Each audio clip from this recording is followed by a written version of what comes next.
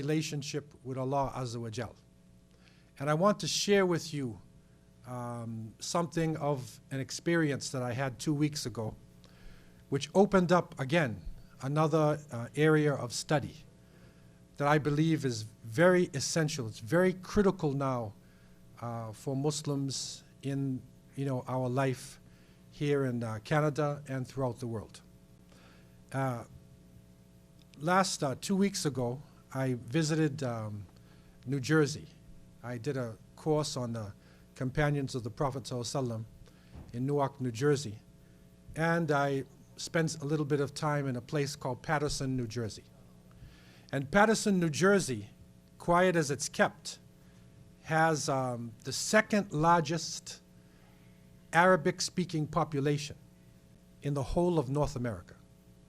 It's the second largest. The largest Arabic-speaking community in North America is in Dearborn, Detroit area, and the second largest is there in New Jersey. And that's something that I was not aware of myself, even though I am from America originally, but I was not aware of the extent of the community there. Also in Newark, New Jersey, there is one of the strongest indigenous Muslim communities. I mean American people, African Americans, white Americans, Hispanics who have become Muslim. It's one of the strongest communities also in North America in terms of numbers.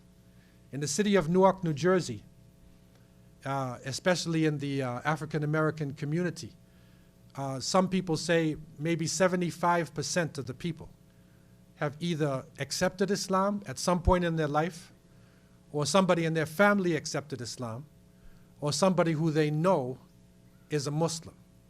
So in other words, Islam is a familiar thing. And when you walk the streets as a Muslim in the Newark, New Jersey area, you don't feel strange at all. And people do not feel strange with your presence. But what I noticed from the brothers and sisters who are there, again, is a type of frustration. It's a type of frustration because even though we have large numbers, even though we have masajid, even though we have access to a lot of information, we don't feel that we're getting the results that we deserve to have. And this is similar to the Muslim world itself. When we look at our populations, 26% of the Earth's population, we look at some of the richest people on Earth, we look at countries in strategic positions, but yet there is something on the inside that we're not doing. And as we cry for change, as we cry for political change, and as we cry for economic change, we cry for social change, Allah subhanahu wa ta'ala has very clearly told us in Surah Al-Ra'd, إِنَّ اللَّهَ لَا يُغَيِّرُ مَا بِقَوْمٍ حَتَّى يُغَيِّرُ مَا بِأَنفُسِهِمْ. Allah will not change the condition of a people until they change that which is in themselves. And so the first major change that we as individuals and the ummah has to go through is an internal one. It's an internal one. So there's something inside of us that we have to correct. Everything else is in place. It's not about numbers. It's not about youth. Okay, we're ready, but we have to ignite something inside of ourselves. We have to correct something inside of ourselves in order to get victory. And the great Khalifa Amir al-Mu'mineen Umar ibn Khattab radiallahu anh, when he wrote a famous letter to Sa'd ibn Abi Waqqas radiallahu anh, when he sent him to the Persians, and he told them that when you face a large enemy like this, the most important issue is not numbers, because they outnumber you. The most important thing is not weapons, because they have better weapons than you. The most important thing is your character and your relationship with Allah subhanahu wa ta'ala. Because if our character is better than them, if we are closer to Allah Azza wa Jal, then Allah will give us victory on the ground. But if we are similar to them or worse than them, then they will be victorious over us because they have the numbers and they have the weapons. And so look to yourself first. Look to what are we doing wrong? How can we correct ourselves? and how can we improve? And one of the brothers who I was traveling with, a Palestinian brother, Jazakallah khair, very nice young person coming up, was telling me about the history of Patterson and what they're going through there. And that the people, because of the Muslim presence, people would sleep early in Patterson, and 9 or 10 stores would be closed and people would be sleeping and whatnot. But now some changes are happening, and a new fitna, a new plague has come. And I want to, as we go into this discussion, to make the young people aware of this new plague, and that is the plague of the hookah pipe. There in Patterson now, they've introduced shops where they are smoking the hookah, and you put inside of it shisha, right? You put shisha inside of it. And the hookah has spread so much that now, instead of sleeping early, people stay up smoking this and socializing and whatnot. And so now people go home at 3 in the morning. And now even it's spread, wa iyadhu billah, to women, where women are smoking it in hijab. And so the harm that has come to the community is that criminals from outside of Patterson, who would have never come in the evening in that area, now see the lights on and people there. So criminal activity is entering into the Muslim community. And also the non-Muslims who are there, there's a wrong perception of what Islam actually is. Because, you know, in the non-Muslim countries, especially the countries where it is Christian-based countries, a woman wearing hijab is a holy thing to them. And even though they've left Christianity to a great extent, in the back of their mind, that somebody who wears that is a pious person. But somebody who smokes a pipe is not a pious person in this culture, right? That person is a drug addict or a gangster. So they can't put the thing together, and they get the wrong image concerning Islam. The problem Muslims are facing is that sometimes there are issues which are upon us that are not so clear. They're not so clear. And in this case, we need to have guidance. This is how we're going down. In many places, we're not going down because of straight out haram things, but we are going down, or we are failing because of things that have shubha. They have doubt inside of it. And in the light of this, and in the discussion that we had, a particular hadith came up that I have within my 40 hadith of Islamic revival. I have it as hadith number 5, but it is a well-known famous hadith. And this hadith deals with the issue of the shubha, of the doubt, because somebody will say, well, I'm smoking the shisha pipe. It's not hashish. So it's not intoxication. And it has nice sweet smell. And even the shisha now will have coconut, or it has vanilla, or it has rose. So it has a nice fruit smell. So they say, no, these are fruits. What is wrong with the fruit? And they say there's water in it because the bubbly, right? The hubble bubble. So the water now cleans anything that is wrong in it. And it is a nice, clean type of beautiful smell, incense, type of frankincense, which is going before, which is going into your lungs, and it makes you happy, and you enjoy yourself and whatnot. That is the shubha. That is the doubt. And many times, drugs and things which appear to be, which are evil, when they come to us, they come in a nice package.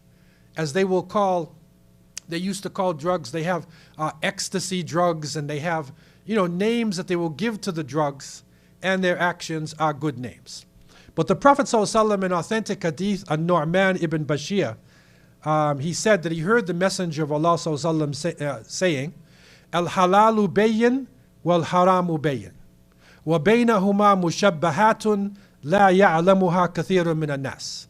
فمن اتقى المشبهات استبرأ لدينه وعرضه وَمَنْ وَقَعَ فِي الشُّبُهَاتِ كَرَاءٍ يَرْعَى حَوْلَ الْحِمَى يُوشِكُ أَنْ يُوَاقِعُهُ أَلَا وَإِنَّ لِكُلِّ مَلَكٍ حِمَى أَلَا إِنَّ حِمَى اللَّهِ فِي أَرْضِهِ مَحَارِمُهُ أَلَا إِنَّ فِي الْجَسَدِ مُضْغَةً إِذَا صَلَحَتْ صَلَحَ الْجَسَدُ كُلُّهُ وَإِذَا فَسَدَتْ فَسَدَ الْجَسَدُ كُلُّهُ أَلَا وَهِيَ الْقَلْبُ. This hadith, which is muttafaqun alayh, which is reported in Bukhari and Muslim, has two great areas of benefit. I want to look at one of these areas of benefit and give you a full understanding of it, and the second one, open up a door. The first one is the shubha, the doubt. The hadith is saying that which is lawful is clear, and that which is prohibited is clear. But between them are doubtful matters about which not many people know. This is the Prophet ﷺ speaking to us. So he who avoids the doubtful matters clears himself in regard to his religion and his honor. But he who falls in the doubtful matters falls into that which is prohibited, like the shepherd who pastures around the sanctuary, all but grazing therein. Okay? So when you're in the doubtful areas, it's like a shepherd has the sheep, and the sheep are, around this sanctuary. They're not inside of it, but the sheep are grazing around. Right? They're grazing therein. Then the Prophet ﷺ said, surely every king has a sanctuary, and surely Allah's sanctuary on the earth is his prohibitions.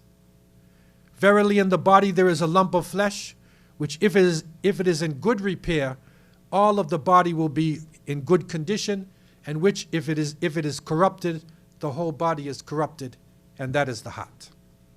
And so this doubtful matter, which is causing such confusion, this is an example of what we need to understand. Number one, for those who have doubt about the hookah, which is the pipe itself, right, and the shisha, right, or the nargil, or the goza, or whatever the name is that you use for it. This is the block of fruit that they put in, but underneath it is tobacco. So it has tobacco. And anybody who tells you that it doesn't have tobacco, is trying to fool you, because the smoke itself needs, the fruit smell needs a medium to carry it. And that is what the tobacco actually brings. What doctors have found out now is that the smoke, which is being breathed in by the person who is smoking the hookah, it contains toxic elements. It contains tar, carbon monoxide, heavy metals, cancer-causing carcinogens, right? These are the things which are in nicotine, and it is clear, the Surgeon General in America, they declared openly that nicotine, that the cigarettes is causing serious problems, health problems within the community. It is cancer-causing, and there's no doubt about that now. But what people don't understand, that when a person, takes 1 hour session in smoking the hookah, they are smoking sometimes 100 to 200 times the amount of smoke is actually going into their body. Not one cigarette, they're smoking packs of cigarettes. The amount of smoke and the amount of the carcinogens that's going inside of the body. Some of the packages say the tar that is in this from the fruit, it's harmless. It can't do anything to you. And that is true. And the brother I was with, Jazakallah khair, he showed very clearly, yes, it's true. But if you light the tar, once the heat hits it, then it turns into a dangerous toxin, a dangerous poison. So people are literally putting the poison in, which can cause lung cancer, mouth cancer, heart disease, because your arteries get clogged, also gum disease. A number of things can happen. Also, the pipe, when the pipes are shared between people and not cleaned properly, they can also cause infections, which include tuberculosis, lung infections, stomach ulcers. The doctors also found out that a person who is a regular smoker of this pipe, smoke going down into them, they found that their babies will have a lesser weight. They studied the children of people who smoke and those who don't smoke, and found that the children who smoke, their babies are 3.5 ounces less in weight than the people who don't smoke. Secondhand smoke, the people who are around you, like smoking cigarettes or other things, they're affected by you. The smoke is in your hands, in your hair, in your clothing. There's also a danger of nicotine addiction. Nicotine addiction. And this is something which is very, very serious in terms of what it does to the lungs and whatnot. They even found out that there's a danger to your skin. It causes wrinkling in the skin, and it also causes sexual impotence, that the man becomes a weakling if he is smoking too much from this. And so based upon the fatwa of the High Committee of Saudi Arabia at the time of Sheikh bin Baz, rahimahullah, when they looked at the nicotine and they looked at the effect, whether it be in cigarettes or whether it would be in the hookah pipe, they declared very openly that this is haram. Before, people said the nicotine is makruh, meaning it is a hateful thing, which is still a terrible thing. It's still, makruh is still the doubt, right? This is the mushabbahat. It's still the doubt, but the haram is very clear. So either way it is wrong. But the ulama looked at the words of the Prophet ﷺ who said, La dara wa la dirar, that you do not harm people, you do not harm yourself, and that clearly now it is harming the body. If there's any doubt in your mind, the World Health Organization found that in 2008, tobacco smoking, it's killing 5.4 million people per year. 14,000 people per day are dying from it. The shisha, it actually is worse. And Bahrain, in the country of Bahrain, the Anti-Smoking Society, they made it very clear. They even found in some of the shisha pesticides used to kill insects and also radioactive substances. Okay, that the burning of the tar, the toxic things, that it is a danger. The water does not filter out those things which are dangerous. And so it is very clear. The second part, which is interesting, that this hadith now is starting off showing that al-halalu bayyin, right, and haram bayyin. It's clear. But there's doubtful things in the middle, inside. That's the dangerous part for us, right? But the Prophet ﷺ said that the sanctuary of Allah subhanahu wa ta'ala, the beautiful fortress of Allah, is protected. It is the things which are prohibited. That gives us a protection against the evils of the dunya. And so the person who falls in these doubtful things is like the shepherd who's around, making his flock come closer and closer. So when the person is in the doubtful area, they come closer and closer to falling into the haram area. Okay? But right after this, the Prophet ﷺ said, very important statement. And this statement has major implications for us. He said, Inna fil jasadi mudgha, idha salahat, salah al jasadu kullu. Wa idha fasadat, fasad al jasadu kullu ala wa hiya al qalb. He said that in the body there is a lump of flesh. If it goes right, the whole body is right. If it is corrupted, the whole body is corrupted, and that is the heart. And this is an issue for us. And I put this to you, especially to the younger generation. We need to find out what it is that's happening to us. We are in a time of tafarruq, of separation. Muslims are separating from each other. Families separating. Communities separating. Countries separating. Even Islamic movements. Even people in the field are separating. There's something going on. We have to realize we are in a war. It's not necessarily a physical war. There's a spiritual war that is going on. And that is the dangerous struggle that we find ourselves in, which we can feel the person can feel, well, I'm enjoying life. There's nothing wrong. But this thing is spreading. And so the heart itself. And for a long time we looked at the issues of the heart. We tried to understand what this hadith said. Because the hadith said mudgha. It's a lump of flesh. So the first thing you think of with the mudgha is that you think only what is pumping the blood inside of your body. And that is the essence of the physical heart. But when you read the traditions of the Prophet ﷺ, if you look at the ayat, you look at the different verses from Allah subhanahu wa ta'ala, they're talking about something else. The heart is something else. And it is of crucial importance to us that we try to look at this, to study it, and to learn how to protect ourselves from the spiritual war which is happening, which sometimes you can't see it. It can be happening right around you at this point. We have to be able to defend ourselves. Otherwise, we will think that we are doing what is right, but we're actually being divided. We're actually being subjugated and controlled, right, from the inside. The heart itself, the doctors are finding out, is not just a lump of flesh. The heart itself, when the baby is formed, the first part in the embryo which comes into form is the cardiovascular system. And the heart itself has qualities. The cells of the heart have something that no other part of the body has. The cells are alive. They pulsate. There's a force inside of the cells of the heart. And it is the pumping of those cells which actually give life to the rest of the body. The doctors now, they can't describe what is in the heart.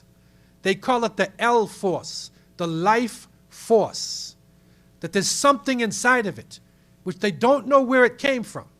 We understand that there is a force inside of us.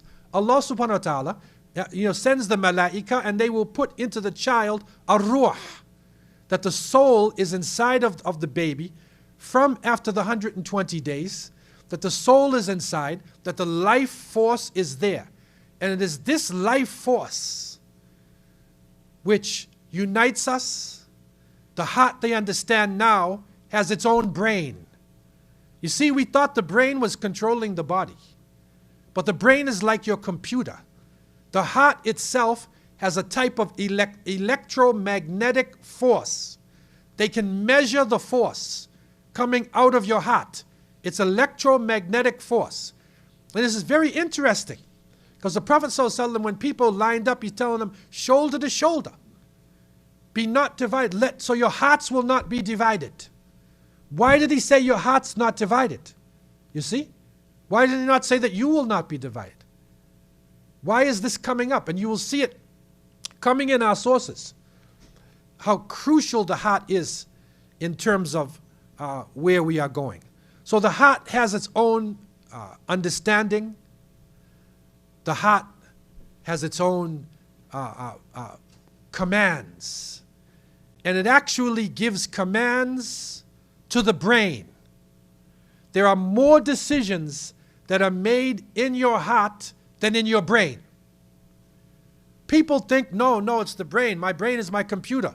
But the Prophet ﷺ, when a man came to him and asked him about birr, asked him about righteousness, he told him, istafti qalbak. Ask your heart. Why didn't he say, ask your mind? You see? Ask your heart. So the heart is the conscience. Why is this important, what is inside of us? Because as we cry for change, Allah Azza wa Jal told us, Inna Allah la yughayyiru ma biqawmin hatta yughayyiru ma bi anfusihim. Allah will not change the condition of a people until they change that which is in themselves. So the change has to come about. Allah subhanahu wa ta'ala has revealed in the 22nd chapter, and you'll see many things about the heart. Very interesting in this verse, Allah subhanahu wa ta'ala reveals, أَفَلَمْ يَسِيرُوا فِي الْأَرْضِ فَتَكُونَ لَهُمْ قُلُوبٌ يَعْقِلُونَ بِهَا أَوْ آذَانٌ يَسْمَعُونَ بِهَا فَإِنَّهَا لَا تَعْمَى الْأَبْصَارِ وَلَكِنْ تَعْمَى الْقُلُوبُ الَّتِي فِي الصُّدُورِ. Look at this. we read these verses. We have to try to understand what Allah is telling us. It said, do they not travel through the land so that their hearts may learn wisdom? Yaqiluna biha. You see, it didn't say their brain. It said their hearts will learn wisdom, right? And their ears may thus learn to hear.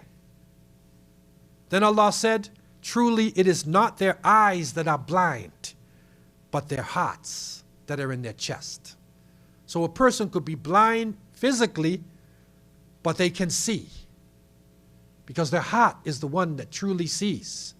You see, that is the spiritual side. Why is this important? Why is it important? Because the hearts can be diseased.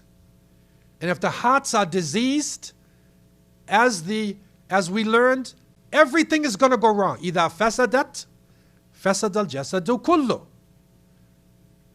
Right? If they become corrupted and diseased, everything is going to go wrong. Everything will happen. And so, the crucial part of the heart, somebody will say, well, how can the heart be diseased? What are you talking about? Coronary heart disease? He had a heart attack? What are you talking about? Allah subhanahu wa ta'ala mentions very clearly in Surah Al-Baqarah, and remember this, speaking about munafiqeen, Allah tells us, في قلوبهم مرض فزادهم الله مرضا وَلَهُمْ عَذَابٌ أَلِيمٌ بِمَا كَانُوا يَكْذِبُونَ. So Allah said, in their hearts is a disease. And Allah will increase their disease. And they will have a terrible punishment because of the lies that they carry out. So the internal Muslim, the heart of the Muslim, is crucial for us today. To look inside of ourselves. And this is so important to us because there are clear lessons, and the great ulama of Islam have looked into this. Like a doctor who looks at the physical part of the body. What are some of the diseases of the heart? One of the biggest diseases of the heart is al-kibr. It is pride. And pride is when a person is proud of themselves. Proud of their color, proud of their height, proud of their money, of their family's name, of the language that they speak. Al-Kibr destroys.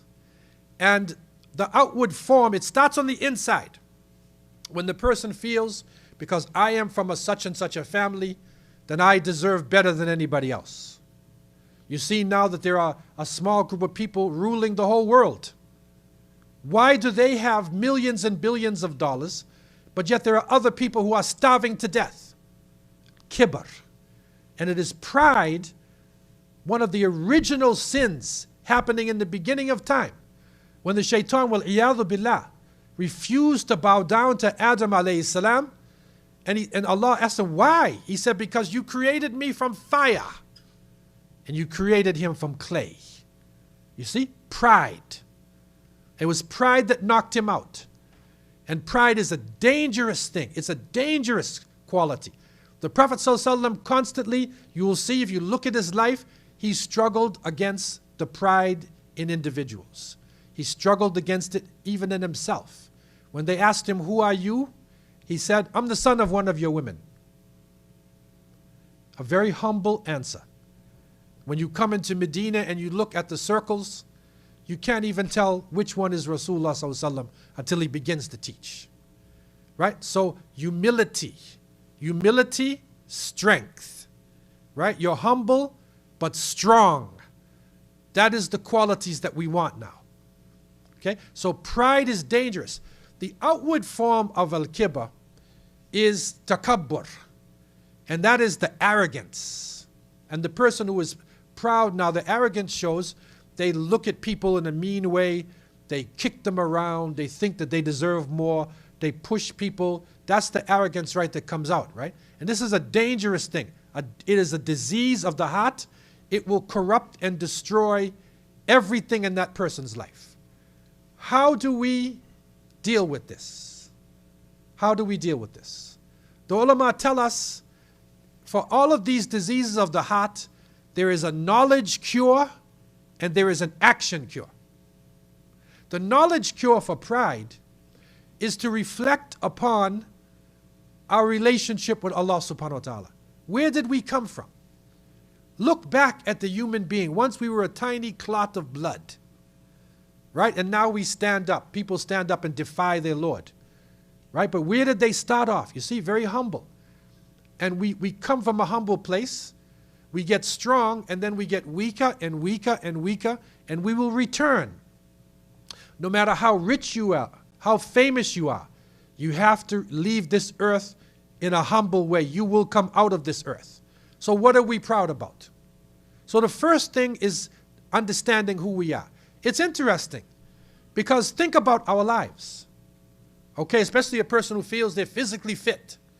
At any moment, you can drop dead on the ground. There are some people who are professional football players, right? Super Bowl that they're ready to play. Gladiators. And then one day he walks on the field and he just drops dead. Okay, he just has a heart attack and dies. You can drive in your vehicle and gone in a minute. Even the richest person on earth, even the heads of state, will fly in the plane and suddenly the plane crashes. So none of us have really any control over our destiny, you see? So why are we proud? We should be thankful that Allah Azza wa Jal gave us life. We should be thankful for the things that we have. The second part of the cure is the action cure. And the action cure here comes in physically. If we can't control our pride, then we need to do things that humble us. Do hard physical labor. You'll see the Prophet ﷺ in the day of the Khandaq, when they were digging the trench, when the Ahzab was about to attack them, he was carrying the bricks himself. Right? Doing hard labor. Right? Taking the same as everybody takes. A simple life. It is reported Abdullah ibn Mas'ud radiallahu anh came into the house of the Prophet ﷺ, and Ibn Mas'ud was considered to be probably the closest to Rasulullah ﷺ in the way he looked and the way he acted, the closest one. And he came inside of the house and he saw the Prophet ﷺ and he saw the marks on his back, and he said, can we not give you a nice cushion or something? Can we do something for you? And he said, no, because we are, never forget, you're a traveler. We are travelers. We are here today and gone tomorrow. Right? So never make this. This is not our paradise, right? So the humility, this is the Prophet ﷺ. This is the best of creation, the leader of the prophets. Right? So he gives us the example of humility. Our group of brothers told me at one point they were looking for a great scholar of hadith. He was living in India. And they went to the house and they sat down, and an elderly man came out and gave them water and they washed their hands. Then the elderly man came and gave them food and they ate their food. Then they said, okay, where's the sheikh? 10 minutes later, the same elderly man came back and he said, I'm the sheikh. And he sat down and he began to teach. They were amazed at his knowledge. But you see what he did? He killed his pride. He killed his pride. He has knowledge, an ocean of knowledge over them. Right? But he served them like a slave. Right? So he killed the pride within himself. So part of this issue of al-kibr, part of it is that we need to take action. We need to take action against this. The second one I want to look at with little details because of time. This is a long study, which inshallah we hope to do more with you. The second one I want to look at tonight, because this is an issue which is causing confusion. It's a disease of the heart. It has been recognized by the ulama as a disease of the heart, and that is al-ghadab. It is anger, uncontrolled emotion. It's uncontrolled emotion. When the person now, because you differ with the opinion, right, or you say something against him, their blood starts to change. and it boils and their skin color changes. Sometimes the worst form, they foam at the mouth. They can't control their body. Right? This ghadab, when a man came to the Prophet ﷺ one time, he said, give me advice. The Prophet, peace be upon him, said, La taghdab. Just don't get angry, man. Don't get angry. This anger is a serious thing. And the anger many times causes a confusion between us. And that is the thing that we need to be able to solve in order to resolve our conflicts. We have to resolve our conflicts. We have to be able to forgive each other. But ghadab, you see, when it keeps boiling up, it'll disease your heart. So your heart can't make the right decision, right? Your heart, which is the essence of you, becomes corrupted and spoiled. And so the ghadab itself is a terrible thing. And the knowledge cure, again, the scholars look at the knowledge cure. Think about the anger itself. Why were you angry? What is the cause of the anger? Sometimes when you really look at the cause of the anger, right, it's not really a major thing. But sometimes you got hurt, right? But look at the example of the Prophet ﷺ and his companions who were driven out of their homes, who were killed, who were exiled. But yet they forgave the people of Mecca. They embraced them as their brothers and sisters. You see, they overcame the emotion of the ghadab, because that is something which can cause a major confusion inside of our lives. Also, reflect upon the ghadab itself.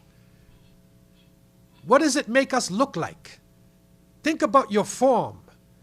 When the person is angry, if you could take a camera and look at yourself again, look at your face, right? Look at your actions when you're dealing with other people. And this ghadab can happen in the family. The man is angry with his wife, right? Parents angry with children. Now these days, the wife is angry at the man, because some of the wives, they'll kick you out the house. I had a case of a sister in Los Angeles, and she was a really tough sister, right? She was a tough sister. She was like black belt in karate. And she married a brother. He was a very, mashallah, brother, very humble, spiritual brother, right? And she married him, and she was submitting to him. And then she got a letter which came from Japan. I remember this case. The letter came from a girlfriend that he had in Japan. And she got the letter. And she called me at 3 in the morning, and she said, Brother Abdullah, I just knocked him out. I knocked him out. What should I do? I said, subhanallah, the sister knocked her husband out. Like, what do you do, right? That's not a normal case, right? All I could say to her is, la taghdab. Like, don't get angry. Control yourself. You have to control emotions, right? You have to control emotions. What is the action cure? The action cure, the scholars will tell us that if this anger comes on you now, somebody might say something to you, you get into an argument, you say like, my madhab is better than yours, or this or that. You get in an argument, you start feeling it coming, you say, if you're standing up, sit down. Make isti'adha min ash-shaytan, right? Seek refuge from the devil. If you're sitting down, lay down. Okay, make wudu. If that doesn't work, make wudu, like put water on yourself, right? Make wudu. But protect ourselves from this ghadab, because it is causing a major confusion. And you can see that in our countries, many times is this emotion which is causing major conflicts between our jamaats. And that is something that we as an ummah, as well as we as individuals, have to deal with. The heart itself is a fortress. The scholars describe it as a fortress. And there are certain doors to enter the fortress. And they call this madakhil iblis. These are the way that the devil will come into your heart in order to deal with you. I want to just, in conclusion, deal with a few, because I think we're coming to a conclusion now. It's 45. You know what time it is? Yeah. I want to just give you a few. And inshallah, in the future, we can look at it. Al-hasad, jealousy. Shahawat, desires. See, desires can come in your heart and destroy you. Also being too filled, this is an interesting point. The ulama even said being too filled with food. Right? Being too filled. Don't be too satisfied. Also, at-tama fin-nas, and that is desiring people to give you glory and fame. You need people to say, oh, he's a good guy, he's a good. And you look now at people who become rock stars or athletes or whatever, most of them turn to drug addicts and criminals. Because they love the people and they lose their sense of the creator of the heavens and earth. Haste, al-ajala. And the Prophet ﷺ even said, al-ajala min ash-shaytan. That doing things too fast is from the devil. So we need to have sense, take our time when we are doing things. Also, very interesting point. Ibn Qudama al-Maqtazi, rahimahullah, and many of the ulama looked at, they said one of the key entrances now is becoming too fanatic with our school of thought. It's ta'assub. Too fanatic with our Islamic movement or too fanatic with our school of thought. This is Ahl Sunnah wa Jama'ah. But becoming al-muta'assib, fanatical about my school of thought or about my Islamic movement, it is actually one of the ways that the devil is getting into our hearts.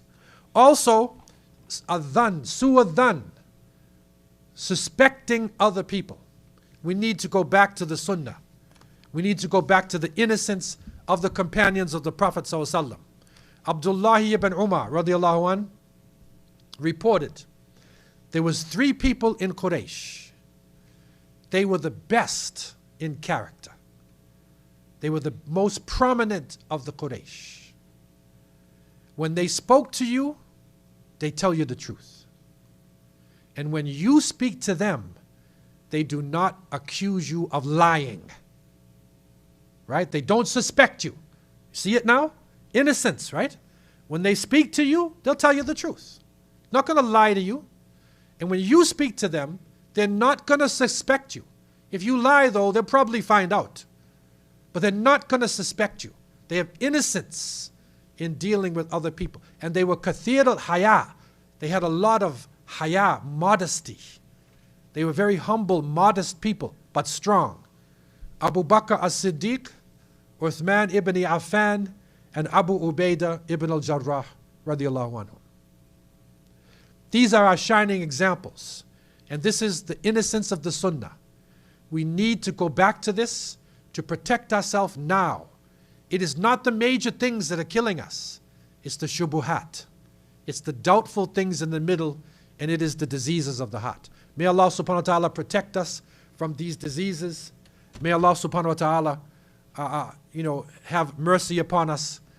May Allah subhanahu wa ta'ala purify our hearts and accept us as believers. Alhamdulillah, we thank Allah subhanahu wa ta'ala for opportunity to be together and to worship in His house. And in the previous halaqah that we had, I opened up a number of big areas. The Greeks would say you opened Pandora's box. That means you opened up something that has a lot of areas in it. Okay? So I want to open up the floor for any questions that anybody has in terms of some of the points that I was talking about. The first issue was the issue of the shubuhat, the doubtful things, and in particular it was the hookah and the shisha. And secondly is the issue of the importance of the heart. And this is where the study is opened up about the importance of the heart. In terms of other things, everyday fiqh questions, you have your local fuqaha and the Imam is here, for those. But in terms of these questions surrounding this topic, the floor is open for any questions that anybody has.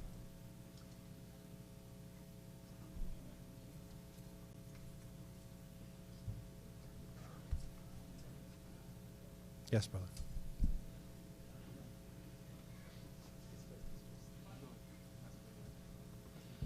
Feel free. This is a workshop. Don't feel like you're under pressure. If you have something on your mind, just ask the question. Man.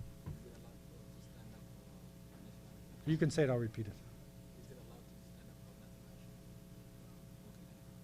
Oh, okay. Okay, this is a little bit outside of the topic. I don't want to stray too far outside the topic. But the question is, just to get things going, is it allowed to stand up for the national anthem? Now, of course, this is way out there from the topic, right? And, but, it'll get us going. I'm not a mufti in the sense, but there was a position of the Council of Imams here in Canada, and it happened in other places, where they said, it is permissible to do that, to stand for the national anthem and whatnot here, in Canada and other places like that. Because we are, in a sense, underneath, we do have what they call a sulah. We're in Darul Sulah. We're in the abode of treaty. We have a treaty with the people here, and we pay income taxes, and we stop at the red light, and we go at green light, right? You don't go when you see the red, right? You follow, the basic rules of the society.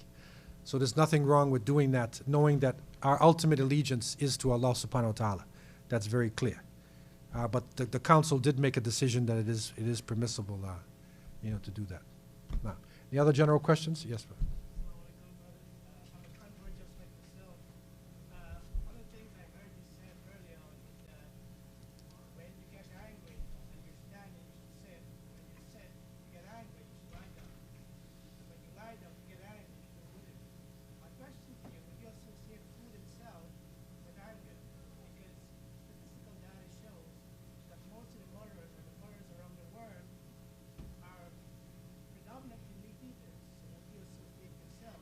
Yeah.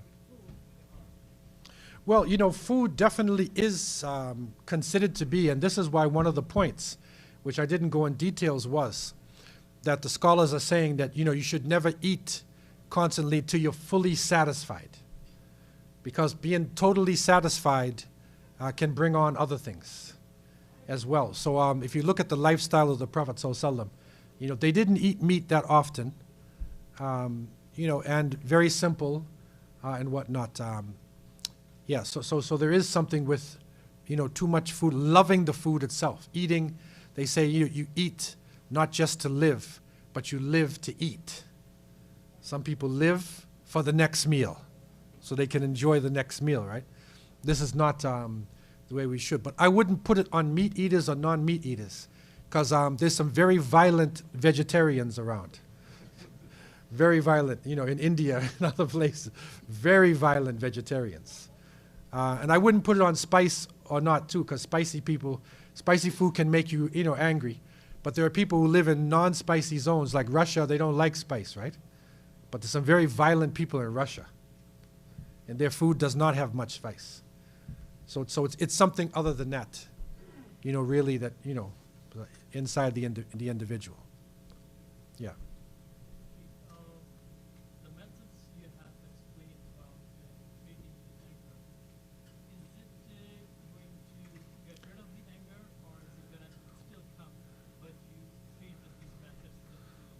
Yeah.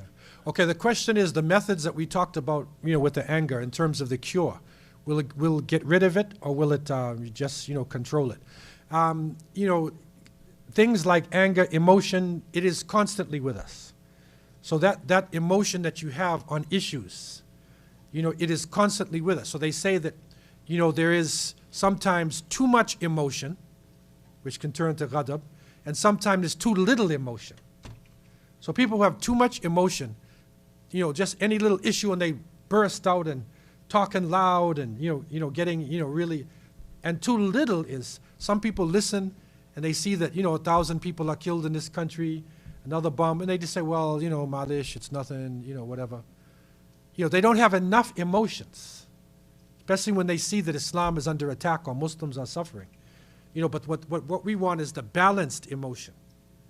Where the person has the emotion for Allah subhanahu wa ta'ala, and it comes at the right time. So it doesn't get rid of the anger completely, but it helps the person to control anger, to control it. A brother came to me one time in a counseling session, and without mentioning countries or names or anything, but he and his wife had a very serious problem. And she was a small, short sister, but very fiery.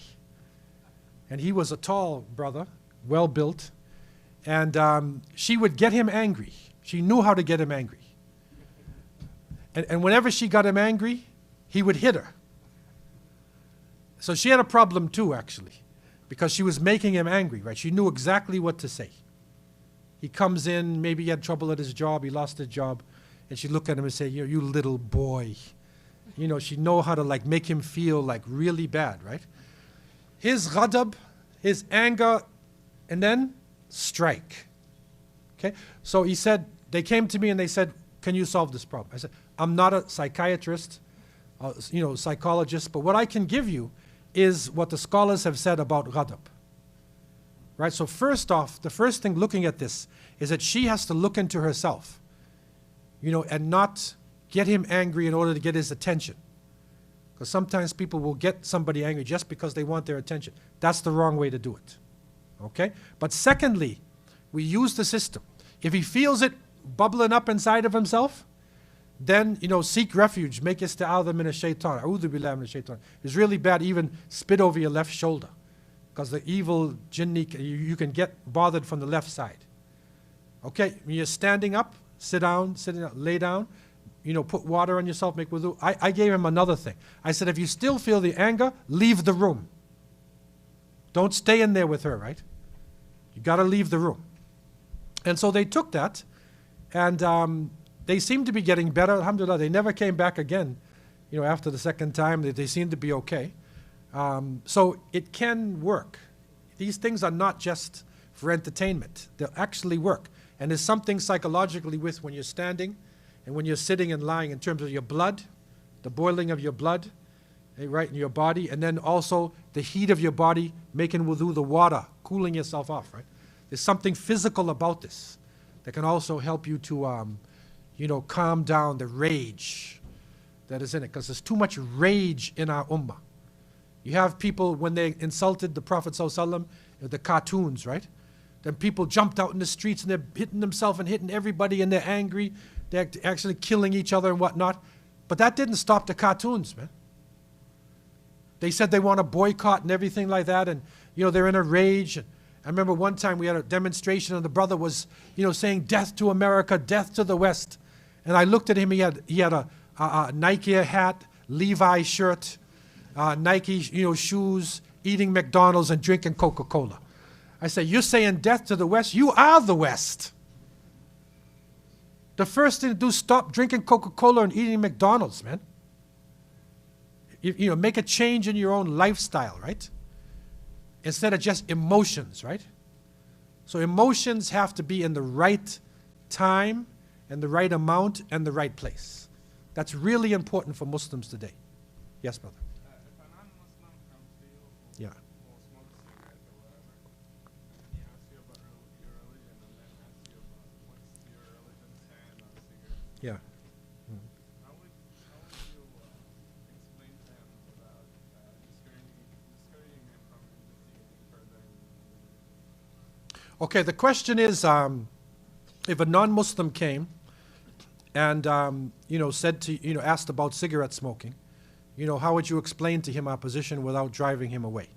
The first thing is that we need to confirm with him that our belief is based on the Creator, that we follow Allah subhanahu wa ta'ala and the example of the Prophet Muhammad, peace be upon him.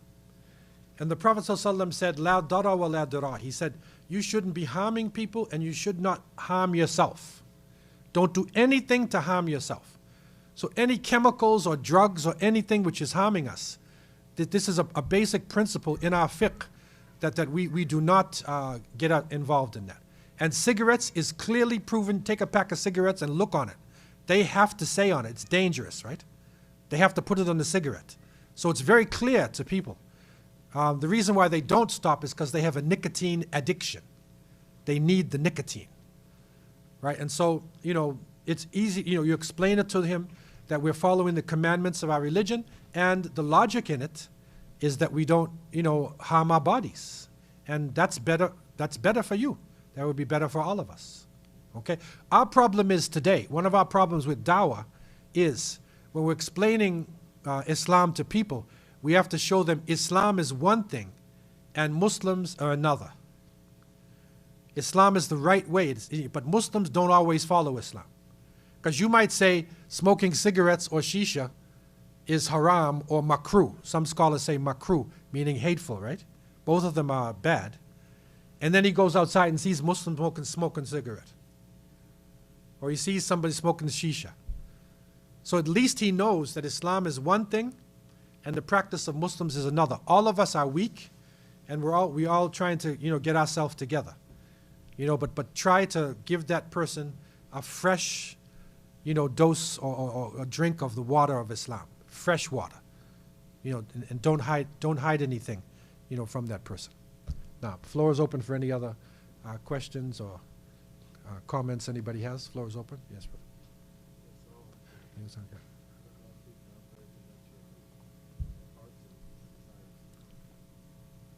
What I find as an individual pertaining to the Christ and the desires, it's the struggle to keep up with being aware of your heart, right? Alongside with those things that we desire.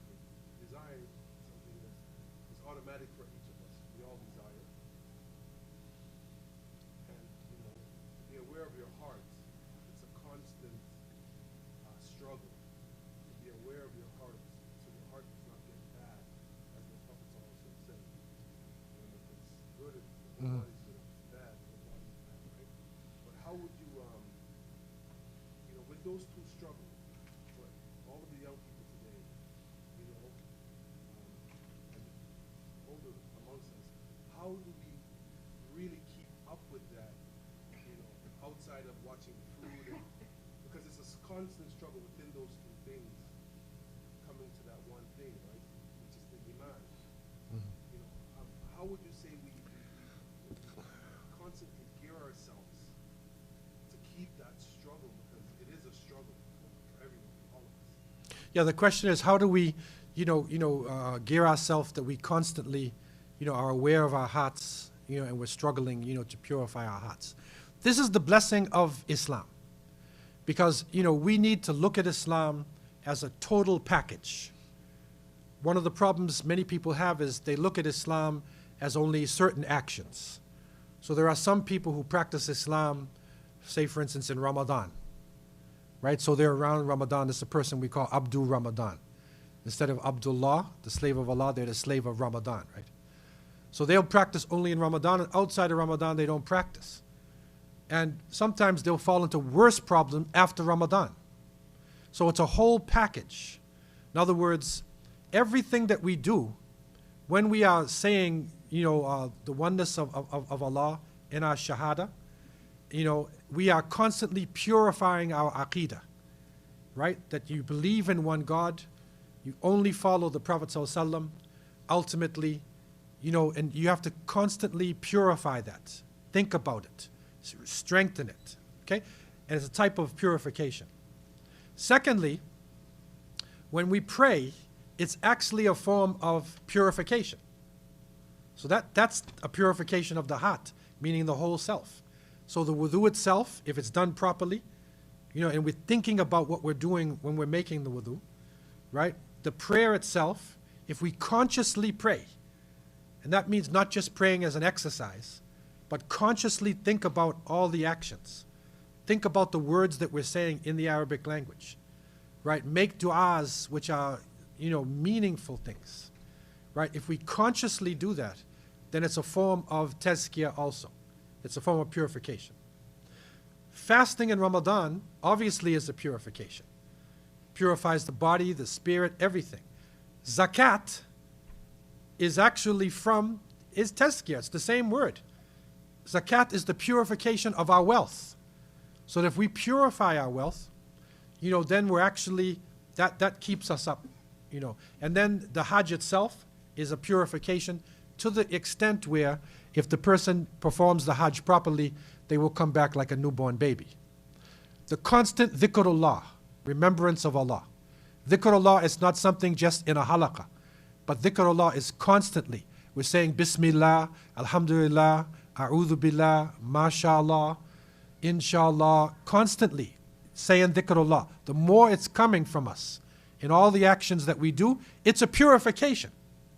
You see, the evil way that the shaitan gets, or iyadhu billah, in this society, they do dhikr al-shaitan wa iyadhu billah, and they swear. And if you look at the essence of what a swear is usually something najis, something filthy, or it's humiliating a woman. It's something filthy, right? So the shaitan wants you to have filth in your mind, right?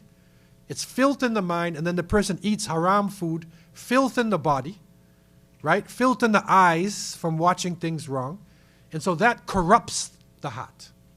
So when we are remembering Allah subhanahu wa ta'ala, eating the halal foods, keeping up with the prayers, the whole package, then it is a form of purification. It does not mean that we will not get attacked. We are naturally doing that. Or we're naturally getting attacked. But at least we can purify ourselves, and we can, make istighfar. And the Prophet ﷺ we ask Allah for forgiveness at least 100 times per day. So this is another thing. So to look at our Islam as a constant activity during the day. It's a constant purification. It has an effect on everything that we're doing in our life. If that's the case, then, the heart stays fresh. It's fresh and it's sound, and, this heart is so important. You see in Surah Al-Shu'ara, that when it speaks about the day of judgment. Think of now the day of judgment when the person is coming. Meet Allah subhanahu wa ta'ala is saying, Yoma la yanfa'u malun wala banun illa man atallaha biqalbin salim. Right? So it is the day, right, that your wealth and your children will have no benefit. La yanfa. So there's no benefit at all, except for somebody who comes with a sound heart. And this is important because when we say La ilaha illallah, right, that's a powerful statement in Arabic because you're saying La ilaha. So it starts off with a negation, right? So it's a negation. La ilaha. So when you do that, you have negated all idols, all forms of worship. There's nothing there, right? Then you say illa, and then you put Allah. So by doing that, you clean the slate, right? It's a powerful Arabic statement. And then you put Allah in there, so therefore there should be no other forms of worship except Allah subhanahu wa ta'ala. Here in this case, it's saying on this day, La yanfa'u malun wala banun. It said that your wealth, La yanfa. So it starts with negativity. Same thing. Nothing's going to benefit you. Your wealth's not going to benefit you. Your children's not going to benefit you. Illa. There it is again. So you're getting no benefit. Illa man atallaha biqalbin salim. The one who comes to Allah with a sound heart. That's how serious this thing is, man. This thing is really serious. Like we put a lot of emphasis on our clothing, on slogans, and on things, but the inside Muslim, what's inside of us, this is the determining factor in this world and in the hereafter. It's a determining factor, right? And this is where we have to really, purify ourselves. Think about the young baby. Think about the young baby, innocent, right? The innocence. This is the concept of haya means. You're innocent and friendly. The best example of this hayat, or one of the best examples that I found, is the great Sahabi Abu Ubaidah ibn al-Jarrah radiallahu anhu. They say that he had a lot of haya. He was very modest. You could put your head in his lap. He was like humble and modest, right? Now here in this society, if you are modest and humble, you're usually weak. That's what usually comes with that. Okay? Modesty, humility, shame, weakness. Right?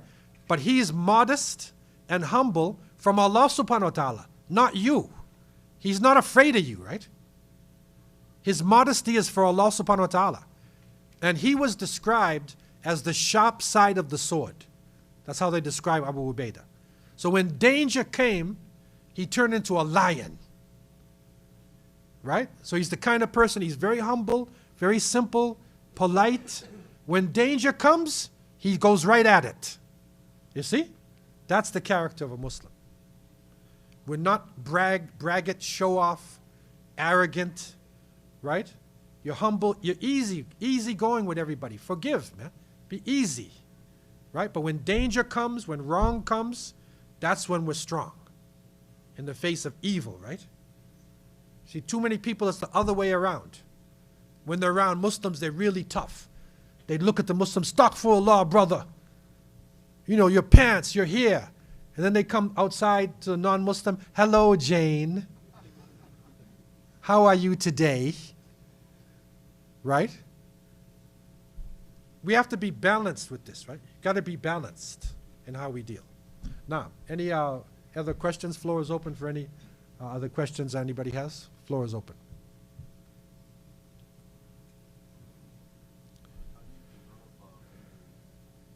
Bravery? Yeah. Okay, very good question. How do you develop bravery? How do you develop bravery? Really, the key issue in this matter is to reflect upon Allah subhanahu wa ta'ala. Because the more we fear Allah, the more, I mean fear in the sense of we ultimately respect, we fear Allah's punishment, then the less you're going to fear creation. And this is what you'll see in the lives of the companions of the Prophet ﷺ. They were not actually all 6 feet tall. Some of them are very short. As I said, Abdullah ibn Mas'ud, right? Radiallahu anhu, who's master of the Quran. He was a short man from southern Arabia, right? And he had very skinny legs. He's not a big man, right? And one day they were in Medina, and he was climbing, the palm trees are there, and so he was climbing the palm tree. And the Sahaba looked at his leg and they started laughing at his legs. Look at his skinny legs. The Prophet ﷺ said, don't laugh, because one of his legs on the day of judgment will be like Mount Uhud. One of his legs, right?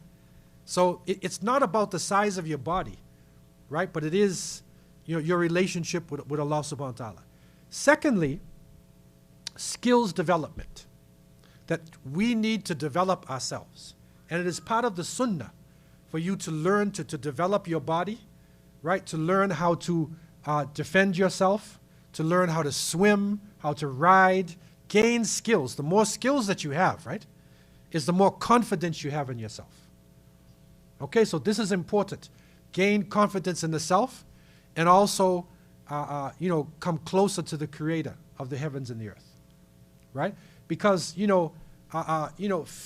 real strength, real courage is, as some people who really been in dangerous situations, they said courage is not the absence of fear. In other words, courage is not having fear, right? Everybody has fear. You'll see some of the brothers who give the khutbahs. I'm talking about myself too, right? You say, well, that person's very confident and whatnot. But anytime a person does that, you feel nervous because you're a human being, right? So courage is not the absence of fear, but it is controlling the fear. It is doing the action in the presence of fear. That's courage. So it's not having fear. You're going to have fear. But the real courage is you will continue on even though you're afraid. That's courage. Okay? And this is what we're looking for. So, again, strengthen ourselves, our taqwa, our relationship consciousness with Allah subhanahu wa ta'ala, and also skills development, personal development is extremely important for self-confidence. We have to build up our confidence. And that requires, education. Study, educate yourself, learn your history, learn, your aqidah, learn your fiqh, educate yourself. The more you educate yourself, the more confidence that you will have inside of yourself. Now, any other general questions anybody has? Floor is open. Yes, brother. How do you stop the bad habits? Okay, that's a very broad question. But in the case of pride, right, what the great scholars have shown us is, first thing, think about Allah subhanahu wa ta'ala, right? We believe that Allah has power over all things. We believe that Allah, sees all things. Allah is not here above 7 heavens, but in a way that is only known by Allah. Allah sees everything that we're doing and knows everything that we're doing. Okay? So if you have that feeling about you, right, then the more you culture this and keep thinking about this. I remember I was with one of the Imams. We were in Los Angeles, California. And the Imam, Jazawullah Khair, I'm not going to say what his name is, very, very nice brother. And we're driving along, and we were going onto one of the freeways. They have big highways in Los Angeles. So we're going onto the freeway, and I noticed him. He was stiff. He was a little bit stiff. Normally he's joking with me, right? And he was stiff like this, and he's driving perfectly like this and put on his signal and whatever. And then, so I said, Imam, what's going on? He said, LAPD. LAPD, Los Angeles Police Department. The police were in back of him, right? Now, if you think about that, when you're driving your car, right, and you turn your corners and you do everything, most of us, we see the yellow light and we go right through it, right? If the police was in back of you, right, how would you act? You're a good Canadian, you come to the yellow and you slow down and put your signal on, everything, right? Because you feel the presence of the police. Think about that, right? Now imagine if you can feel the presence or begin to understand the presence of Allah subhanahu wa ta'ala, who knows everything you're doing, right? Everything. Then how can you do something wrong? It's just like if the police are there, right? Are you going to pick somebody's pocket? And the police is standing there looking at you. You can't, because you think in the police, right? You got to be a good citizen. So the more you have that taqwa, that's what taqwa is. It's made up of, it's called al-khawf wa raja. It has like fear and hope in it, right? So if you have that consciousness of Allah, then it will help us to stop from doing wrong. Because when we're doing wrong things in secret and in the open, it's the same for Allah subhanahu wa ta'ala. So the first thing is, think about the Creator. Secondly, when you're doing the bad habit, think about your form. Think about what you look like when you're doing it. Think about yourself, right? If you could take a picture of yourself and see you when you're doing this wrong, you would be ashamed, right? So just think about how you look when you're actually doing this thing, which is wrong, like that. So with that type of thinking, it's a consciousness, right? It's like self-analysis, man. Analyze yourself, right? And come closer to Allah subhanahu wa ta'ala. This is what we need. Today, the more you gain this, is the easier it'll be to stay away from, wrong deeds and whatnot. Nobody is free of wrong deeds, even the people who claim to be the best. It says, Sheikh, you mentioned how much damage shisha can bring, as you can briefly explain the damage pornography does to us as well. One of the madakhil iblis, well, ya'adhu billah, one of the entrances into the fortress of the heart is shahawat. It is desires, shahwa. These desires that human beings have is an entrance, and one of the most dangerous desires that we have is the sexual desire. I'm going to be straightforward. After the will to survive, if somebody's going to kill you, if you're walking down the street and a bull terrier, pit bull is in back of you, coming at you, you're going to run so fast, right? You would beat Usain Bolt. You would leave Usain Bolt in back, because that pit terrier is in back of you, right? That's the will to survive, right? People will do amazing things when your life is one of the most powerful desires after is the sexual desire. That is the reason why in most of the sins you'll see that Allah said, do not take interest. La taqtulun nafs allati harram Allah. Do not kill people, who don't deserve it. But in the case of adultery, Allah said, وَلَا تَقْرَبُوا الزِّنَا إِنَّهُ كَانَ فَاحِشَةً وَسَاءَ سَبِيلًا. Don't come near it. You see? Don't come near it. He didn't say don't do it. He said don't come near it. Okay, why? Because the relationship of male to female, it's a natural thing. You're supposed to have this feeling. If you don't have this feeling, something's wrong with you, man. So it's a natural thing. So if you come close to it, you're going to do it. That's why Allah said, don't come close to it. And that's the reason why today, the fitna, and this one the Prophet ﷺ said, Dhuhur al-fitan, that the trials and temptations would come out as we go to the Day of Judgment. This fitna of digital technology, the handheld devices, it is probably one of the greatest fitnas that we're facing today. Because remember the haya, right? When a person watches pornography, their haya is broken down. Because they are seeing things that, in the past, nobody would see, except in the most extreme cases. I'm going to give you an example, because I know that all of you watch TV and you see movies. There used to be a television program on in North America called I Love Lucy. And in this program, Lucy and her husband could not be seen in the bed at the same time. Could you imagine this? This is American television. According to the ethics of their television, they could not show Lucy and her husband on television in bed at the same time. Now look what they're doing on television. Now when you open up your cell phone, look at what is happening in front of you. This is what we used to call like XXX, blue movie, whatever. You have to be extremist to watch that. Now it is in front of everybody. So therefore, we have to take pride, not pride, but we have to be thankful to Allah subhanahu wa ta'ala when we avoid it. If you look away from pornography, you're actually stronger than the person who's looking at it. And the more you look away from it, is the more you will be able to have a natural relationship when you get married.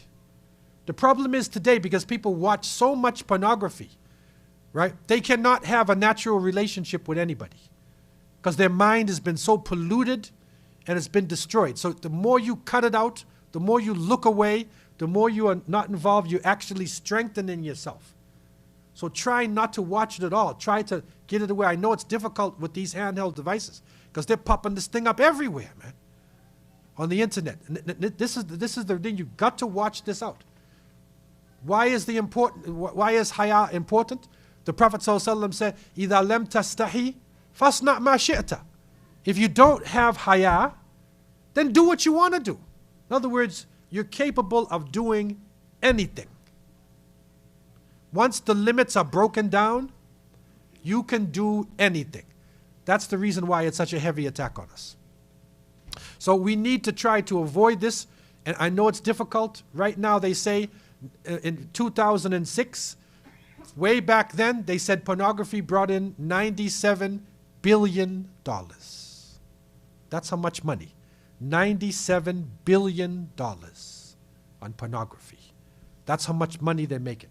And the most people who are watching it are young people between the ages of 12 to about 19 years old or so. They're targeting you. They're targeting you, man. Because they want to take away the haya. Once they take away your modesty and your limits, then you're broken down. You're capable of doing anything, right? So it's really important to try to avoid this. When it does come, the first look is for Allah subhanahu wa ta'ala. The second look, when you look back, that's the shaitan, right? So if it pops up, a'udhu billah, turn away. Remember, your head is going like this, right? You want to go back, right? That's the shaitan pulling it, right? So that's the wrong one. First one, okay, but look away. And try to avoid the websites or the areas, that would bring that up, into your life. Yes, Sheikh. Question related to the pop-ups. What if you now in the Twitter world and Facebook world, what if you're following somebody that posts these stuff, comes to your wall or timeline? Yeah. Would you be basically okay, since that he is responsible for that, you act on it? That's a good question. The question is, what if somebody, like in Facebook or something like that, it comes up. Follows. I mean, I have seen things, unbelievable things. You have pictures of the Haram of Mecca, people making tahajjud, and then they'll put something on the side. That's the shaitan trying to get in, right? So I'm saying that, like, you know, we can't throw away the internet completely, because this has become the means of communication of people in this generation, right? But it is just to try to learn how to avoid it, stay away from it as much as we possibly can, you know, and you know, to purify ourselves from it as much as we can. But it's like you go outside, right? If you go outside and, you know, it may be on the billboards, they may be walking down the street, right? The only way, I mean, to really ultimately stop it is throw away the cell phone, go to the Sahara in the desert, and just remember Allah subhanahu wa ta'ala on the top of a mountain, man. Really, that's the point where this fitna has come, you know. But I think it's good, though. People should get used to, you know, not being around their cell phone. You know, and the other day, you know, I left my cell phone in the house, you know, and I drove out, whatever, and I said, oh, I don't have my cell phone. But then I said, well, wait a minute. Most of my life, I didn't have a cell phone, man. Because I was born in BC, right? They used to say, like, cavemen, no, before computers, right? But BC, that's only in the 90s, right? Computers only came in the 90s, right? Before that, nobody carried a cell phone. You got to be like James Bond or something. You got to be a secret agent to be carrying some kind of device where you can, like, contact anybody in the world, you know, immediately by flipping the thing. You have to be a secret agent or something. Now everybody's carrying this thing. So, you know, it is a major fitna. We have to, you know, ask Allah to forgive us for this and protect us, but get used to not having it. Sometimes if you don't have it, you'll actually feel better. You'll actually feel better. You'll miss a lot of the things that, you know, might have come, you know, when you have it. So sometimes we should just turn them off, you know, put it somewhere. If you're going to have a nice retreat with the brothers, you know, or the sisters have a retreat, or, you know, whatever, take all the cell phones right before you go to the retreat and put them in a basket and leave them there. And then also, nobody will know where you are too, right? Because when you have one of those GPS, you know, they're watching you, NSA, right? They're watching everything you do. Right. Now, any other general questions? Yes, mother. What exactly is the rule of the beard? Does the beard mean you don't touch whatever goes on your face? Or does it mean, like, the shape can be kept, but it can be trimmed? What's the rule? Yeah. Well, basically, you should. Everybody's beard is not the same. Some people have sparse beards. Some people have thick beards. You know, but you basically, you know, try to culture your mustache, you know, and leave the beard as much as you can. You know, there's different discussions about maybe, you know, a little bit. If it gets, you know, too long, you can, you know, trim it, you know, a hand or, you know, whatever like that. But to try to keep it as natural as you possibly can. There was one brother from, I think he was from Malaysia or something like that. He had one hair. And he said, I'm keeping my hair. And he kept his one hair long like that. You know, because he wanted to keep his beard. Alhamdulillah, I think this will be the last question. Yeah. Yeah, someone just asked me about, I did not know the themselves. Just came up to me from the Southern University. He said this is like small mud. He said, but it's dry. He said, this, am I allowed to pray in this? He's asking whether if his pants is clean to pray. I said, I don't know. He said, are his pants clean? No, like it's, you know, like the snow when it snows, the mud. Right. So it came on his pants. So the mud came on his pants. It's dry. And it's dry. Okay, I mean, the majority of the scholars, I mean, basically the scholars say that, you know, if it's dry, then whatever najasa is in it, you know, it's okay. You can pray with it. Unless you know that there was definitely najasa you saw. Then if it's dry, then you got to clean it off because you definitely saw it. But otherwise, if it's dry, it's okay, as long as it's dry. Yeah. Yes, the brother with the hat? How do you gain self-respect and pride? Self-respect, you know, is when you're not ashamed of yourself as a human being. This society here is breaking us down, especially the visual things, where people are ashamed of their color. And it's actually the shaitan, well, at the beginning of time, he said, I will make them change the creation of Allah. I'll make them change. That's one of the ways he's going to defeat us, is to make us not satisfied with our creation. So people are not satisfied with their hair or their skin or, whatever. So, we should be satisfied however Allah made us. Then we should say, Alhamdulillah. You're not ashamed of this, right? And you're not proud in the sense, proud is arrogance. Proud is pride, that the kibr is when you think you're better than somebody. You see? Because of what you are, you think you're better. That's the kibr. That's the one that we have to, But for you to respect yourself and how Allah made you and who you are, respect your language, respect your family, that is required. As a Muslim, you're supposed to know your nasab. If you're going to get married, one of the questions that the sister's wali is going to ask you is, where's your family, man? What's your nasab? Where you come from? So you need to know who your family is. You need to respect yourself and your roots, as they say. But don't think that, whoever you are makes you necessarily better than everybody else. So with this, we'll close our halaqah now there. And may Allah subhanahu wa ta'ala, forgive us and purify our hearts. أقول قولي هذا واستغفر الله لي ولكم سبحانك اللهم وبحمدك نشهد أن لا إله إلا أنت نستغفرك ونتوب إليك وآخر دعوانا الحمد لله رب العالمين.